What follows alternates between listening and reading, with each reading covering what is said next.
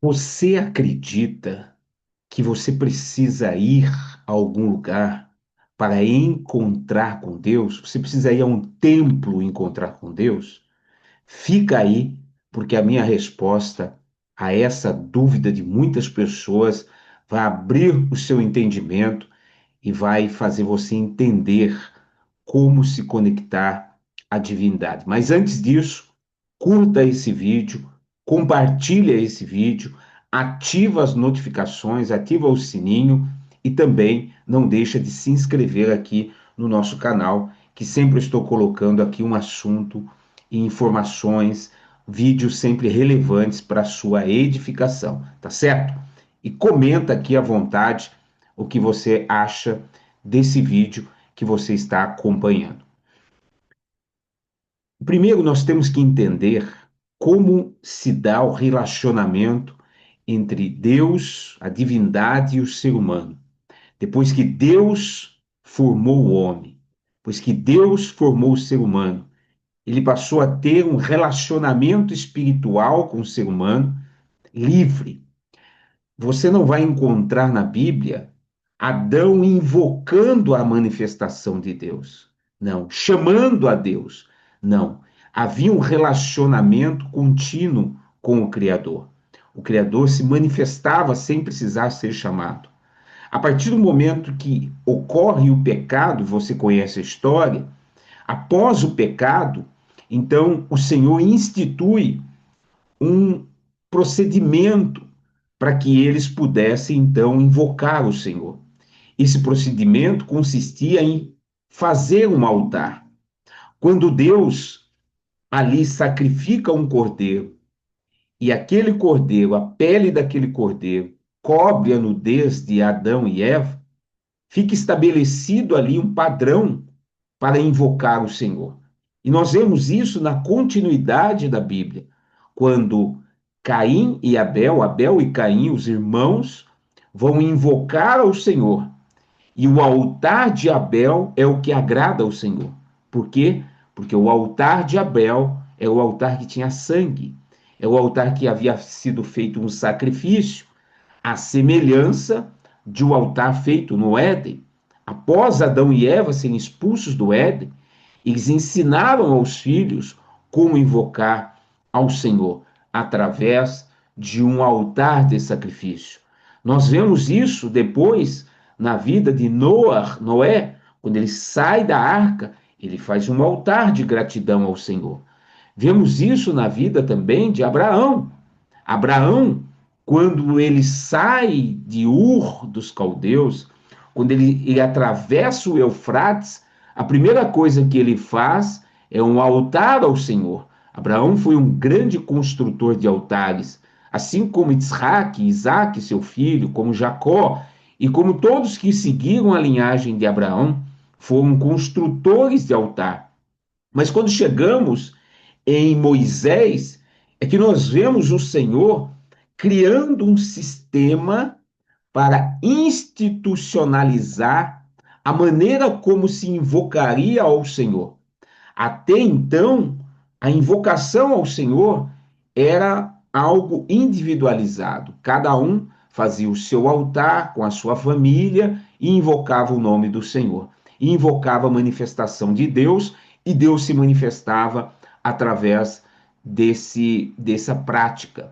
A partir de Moisés e a partir também do pecado do povo na construção do bezerro de ouro, Moisés é chamado ao cume do monte, ele sobe ao monte Sinai, ele é oculto nas nuvens, e por 40 dias e 40 noites Moisés recebe, ou Moisés vê o altar, vê o Mishkan, o tabernáculo, que alguns estudiosos entendem, os sábios entendem, que Moisés entra então no Éden e vê lá o Mishkan. E a visão que ele viu lá, ele traz para a terra e constrói na terra uma estrutura para que os judeus, para que os hebreus pudessem então invocar ao Senhor de maneira nacional.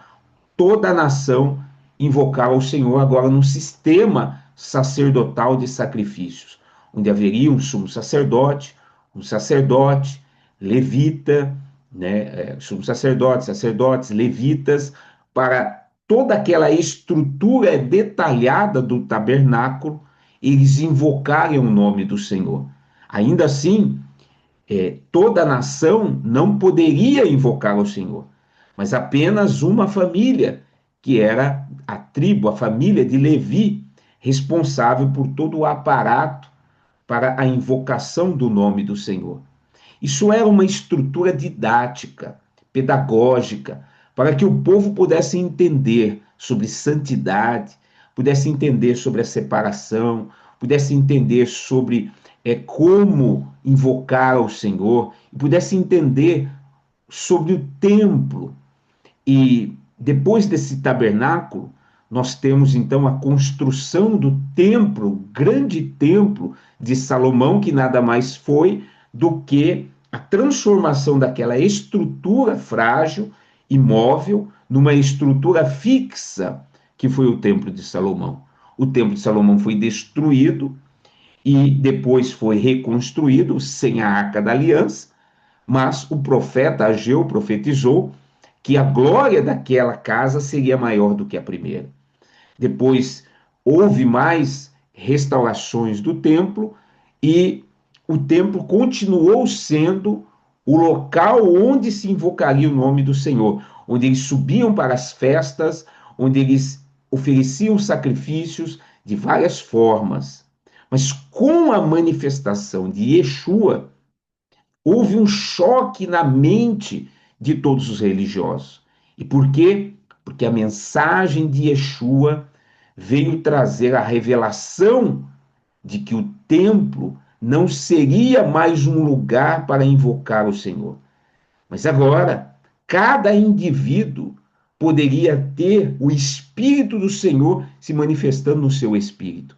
Não mais agora em um lugar, em um templo físico, não mais agora com todo aquele aparato, com sacrifícios, com toda aquela forma ritualística de invocar o Senhor.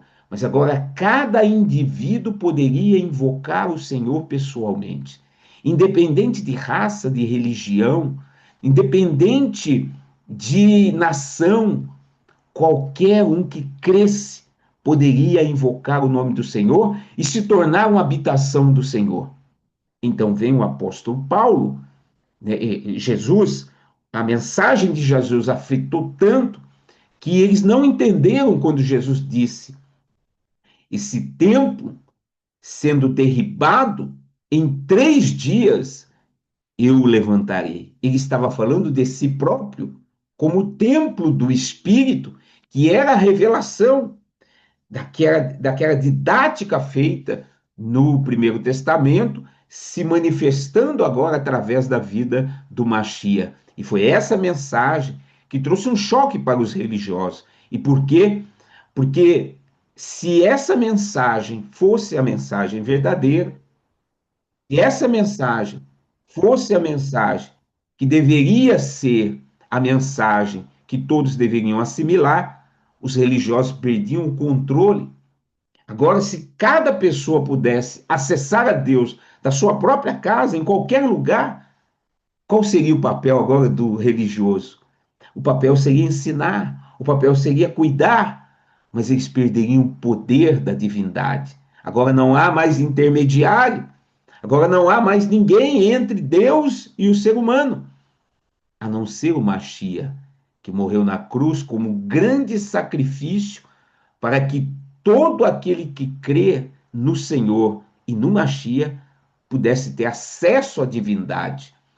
E essa mensagem foi levada a cabo e que os discípulos também levaram. E Paulo trouxe mais claramente.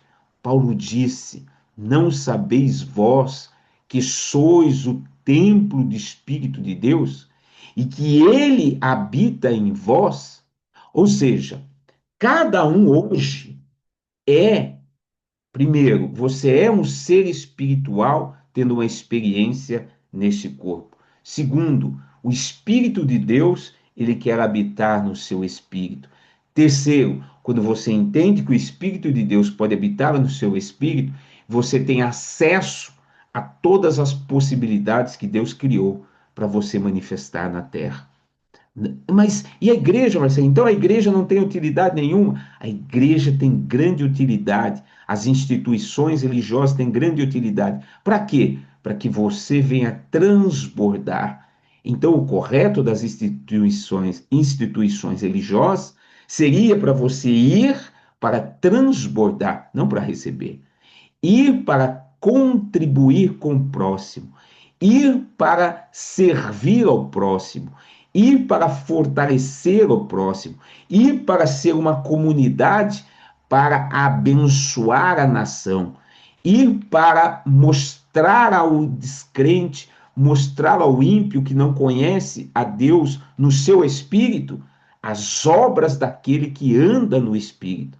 Porque quem não anda no espírito vê as obras daquele que anda no espírito. Então há uma grande diferença entre ir a um lugar para encontrar com Deus, de se reunir num lugar, sendo todos já tendo a presença espiritual do Eterno na sua vida. Então, você aí aonde você está me ouvindo nesse momento, você pode ter acesso a Deus através da vida do sacrifício do Machia e Yeshua Hamashia, que sacrificou na cruz para que todo aquele que crê pudesse ter acesso a Deus. O acesso a Deus não está restrito às religiões. As religiões não têm poder sobre a divindade. Mas você, aí onde você está, na sua casa, você pode invocar ao nome do Senhor e ele vai te ouvir. Jeremias profetizou e disse que chegaria o tempo onde o Senhor habitaria no interior, no espírito de cada um que cresce. E esse tempo chegou. É agora, é nesse momento. Então, resumindo, você não precisa ir a lugar nenhum para encontrar o Espírito de Deus.